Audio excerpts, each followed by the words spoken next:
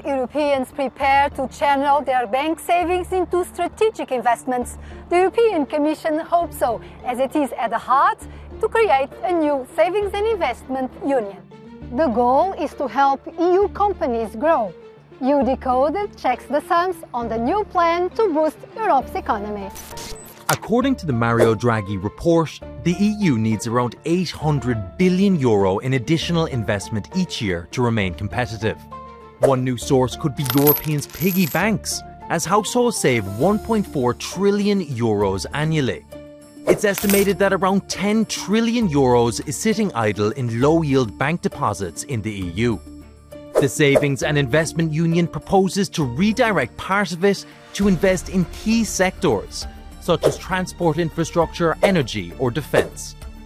He is investing in financial products with a seal of EU guarantee attractive. Let's see what some citizens think. I really want Europe to become more competitive on the global scene, and I think Europe is really a beacon of democracy at this time. So, yeah, I think we need to support Europe for sure. I would just be very conservative to stuff that I know that it would last, would have a clear future. Why not? If I got any chance to invest, then I will invest definitely. Nekem már a magánnyugdíjamat ellopták, én már alapjáraton bizalmatlan vagyok ezekhez a dolgokhoz. Egyszerűen most pillanatilag az a helyzet, hogy erről nem hallottam, amit ön mond, és nem hiszem, hogy a unió gazdasági kérdésekben az emberek zsebében nyúlkálna, mint mások. Hát elég komoly információkra, hogy hogy mit vásárol meg az unió egyrészt, és hogy ebből mi hogyan részkedünk. With us is Paula Soler, who covers financial and economic affairs for Euronews. Investing in markets can be a risky and complex process. What does the plan propose in terms of financial literacy? We have very poor levels of financial literacy across the EU, meaning that people really don't understand how capital markets work, how to invest in different products, etc. So they are announcing this proposal, this strategy to boost financial literacy by the third quarter of this year to tackle this problem. Some MEPs are already suggesting initiatives such as web comparison sites, so clients, citizens can check different products and see what suits better. And they are also proposing, for example, to regulate financial influencers, their activity, what they post, and these kind of things. And another proposal in the plan is to increase the supplementary workers' pension schemes that run in parallel with public pension funds. How would this work? The Commission wants member states to really develop these supplementary pensions that deliver for citizens. And they are proposing two measures. The first one is to review these EU existing frameworks. And on the other hand, they will also serve best practices on the so-called auto-enrollment, which is a mechanism that automatically enrolls individuals into pension products, pension schemes, unless they actively opt out of this. And if it's properly designed, this could basically channel citizen savings into pension products, and both proposals are supposed to be announced by the end of the year. Do you think there are enough incentives for citizens to help increase private capital in the European economy? So we see this new impetus from the Commission to really move forward with these plans and to channel these citizen savings into the strategic investments that we need.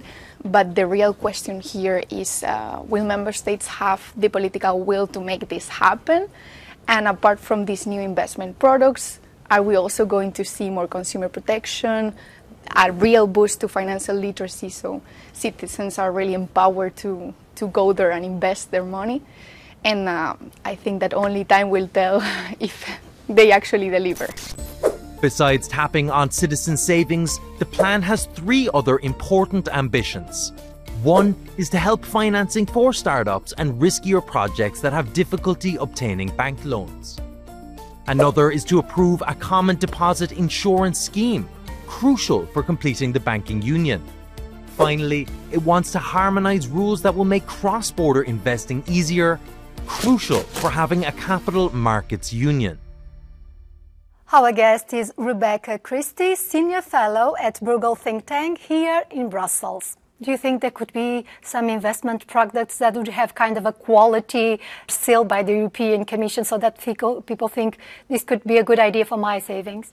So in my own work, I've thought it would be very helpful to have a European Union label to help people sort through the field of funds out there. Because in some countries, it's not that there aren't products available, it's that people don't know where to find them, or they don't know how to tell the good ones from the bad ones or anything like that. If that process can be streamlined somewhat by having a smaller list of already available products that are generally suitable for general investors, that have a long-term investing horizon, that are diversified, that have low fees, that are appropriate for people saving for their pensions, then some of these extra costs and compliance burdens can go away on both sides for the people using the accounts and the people offering them, and that might make it easier. Rather than exposing people to the capital markets risks, wouldn't it be better that the European Investment Bank would increase its firepower?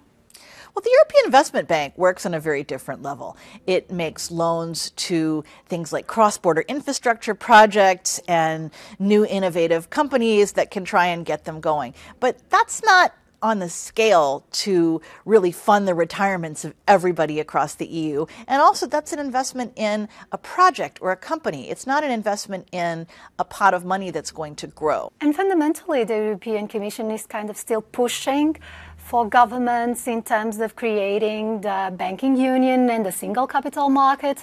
Are member states willing to give up sovereignty in this area? Depends on how you look at sovereignty.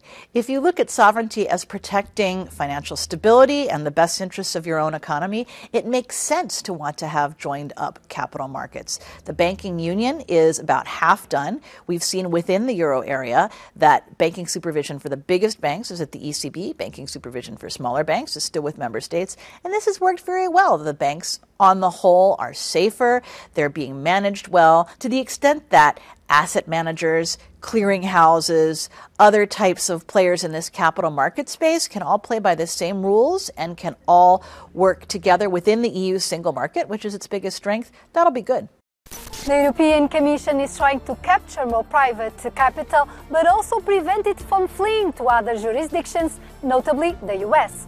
Let's see if these actions convince citizens to risk their savings on the future of European business.